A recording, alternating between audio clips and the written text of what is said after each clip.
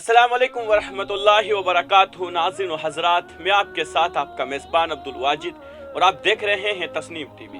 ناظرین، آج کی ہماری خاص پیشکش اسلام کیا کہتا ہے میں آپ کا استقبال کرتا ہوں۔ تمام دنیا متفق ہے کہ عرب جاہل قوم تھی، خواتین کو بنیادی انسانی حقوق دینے کی بھی روادار نہ تھی، اور تو اور حق زندگی چھین لیا کرتی تھی۔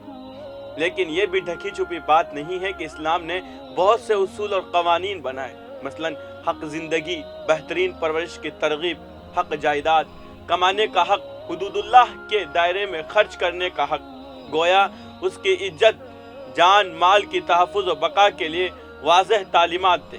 وہیں بناؤ سنگار کے جاہلی طریقوں مثلا کھلے منہ اور کھلے سینے پھرنے سے منع کر دیا، نامحرموں سے گفتگو پر پابندی لگا دی جس سے فساد پیدا ہونے کا اندیشہ ہو۔ لیکن اسلام کی ان آفاقی تعلیمات کو ہم نے گھر کی مرغی سمجھ کر پرکھا، اہمیت نہ دی۔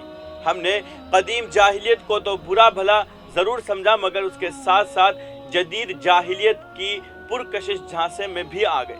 ستم بالائی ستم یہ ہے کہ اس جدید جاہلیت کے حق میں اسلام سے دلائل پیش کرنے کی ناپاک جسارت سے بھی باز نہ آئے۔ مزید المیہ دیکھیں کہ ہم نے عورت کو بنیادی انسانی حقوق تو دیے یا نہیں، لیکن عورت کے مادر پیدر آزادی کے فروغ میں نہ چاہتے ہوئے بھی معاون بن گئے۔ ہم نے بیٹیوں کو بحیثیت صنف نازک تربیت دینے کے سخت کوش بنا دیا۔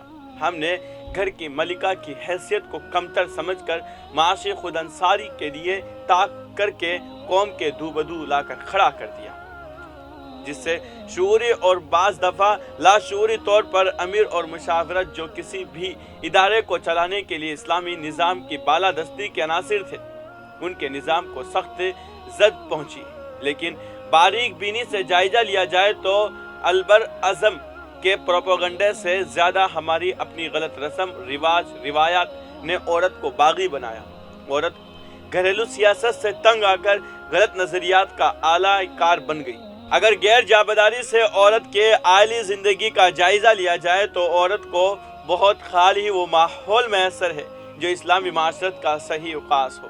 عموماً شادی ہونے کے ساتھ ہی عورت کی زندگی کا ایک سخت باب شروع ہو جاتا ہے۔ دیگر بہت سے عوامل کے ساتھ ساتھ جس زدہ اور گھٹن زدہ نیز کشاکش پر مبنی اس ماحول سے نجات حاصل کرنے کے لیے بھی عورت کے کئی باطل نظریات سے متاثر ہوئی، لیکن اسلامی معاشرت کے سوا کوئی بھی حل عورت کو درپیش ان مسائل کا دیرپا حل ثابت نہ ہو سکا۔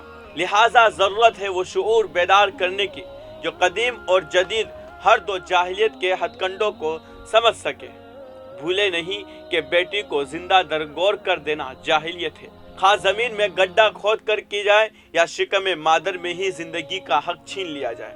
بے حجابی جاہلیت ہی ہے، خواہ قدیم ہو یا جدید۔ بیویوں کے ساتھ غلط برتاؤ اور نظریہ ضرورت کے تحت ان کے نازک جذبات سے محض دل لگی کرنا کل بھی قابل نفرت تھا، اور آج بھی بیوی کے حقوق کھانا اور بے وقعت سمجھنا جاہلیت ہے۔ بہنوں کو وراثت میں حق نہ دینا کل بھی غلط تھا اور آج بھی۔ آئیے خواتین کو ان کے حقوق دینے کے لیے سرگرم عمل ہو جائے، بہنوں اور بیٹیوں کو فرائض کی ادائیگی کے لیے تیار کریں۔ ایثار، قربانی، اخوت، رواداری، صبر و تحمل جیسی اعلیٰ اسلامی اقداران کی شخصیت میں سمو دیں۔ بیٹیوں کی تربیت یوں کریں کہ وہ بیک وقت ماں، بہن، بیوی کے لیے بہترین بیٹا، بھائی اور شوہر ثابت ہو۔ خدا را اقوام عالم کے سامنے عائلی زندگی کی مثالی نمونے پیش کیجیے، اسلام کا صحیح چہرہ دکھائیے، تاکہ عورت ببانگ دہل اپنی قابل تکریم نوسانی حیثیت کا اقرار کر سکے۔ ہر باطل نظریے حقوق نسواں کے دعوے داروں کو منہ توڑ جواب دے سکے کہ ہمیں مصنوعی حقوق نہیں چاہیے، ہمیں اپنی حیثیت سے مطمئن اور خوش ہے۔ یقیناً یہ سب تبھی ممکن ہے جب ہم اپنی بیٹیوں کے سامنے عائشہ صدیقہ رضی اللہ تعالیٰ عنہا کی ذہانت کو رول ماڈل کی طرح پیش کر کے انہیں اس تعلیم کے حصول کے لیے تیار کریں گے۔ ہاں، ہم خدیجہ رضی اللہ تعالیٰ عنہا کی مثال دیتے ہوئے حق کمائی اور خرچ کے ضوابط بھی سکھائیں گے۔ صفیہ رضی اللہ تعالیٰ عنہا سے شجاعت اور فراست بھی پیدا کریں گے۔ سمیہ رضی اللہ تعالیٰ عنہا کی استقامت سے باطل نظریات کا مقابلہ کرنے کے لیے بھی تیار کریں گے۔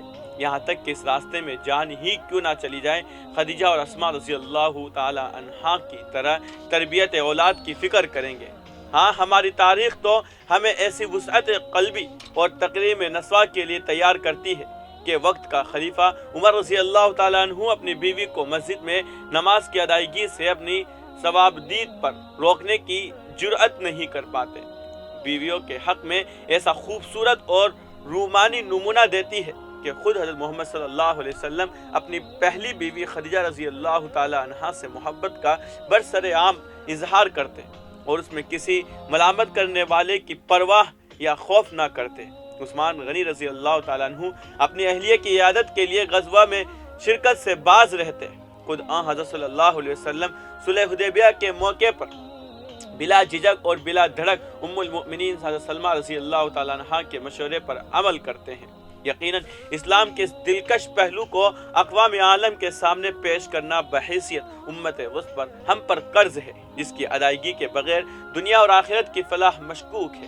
اللہ ہمیں اپنے فرائض کو سمجھنے والا بنائے اور حقوق کی ادائیگی کے ضمن میں شہ نفس سے محفوظ رکھے، آمین۔ اللہ تعالی ہمارا حامی و ناصر ہو۔ آج کے اس رپورٹ میں بس اتنا ہی، مجھے دیجیے اجازت اور آپ دیکھتے رہیے تسنیم ٹی وی، آپ کے میزبان عبدالواجد کے ساتھ۔ اللہ حافظ۔ اللہ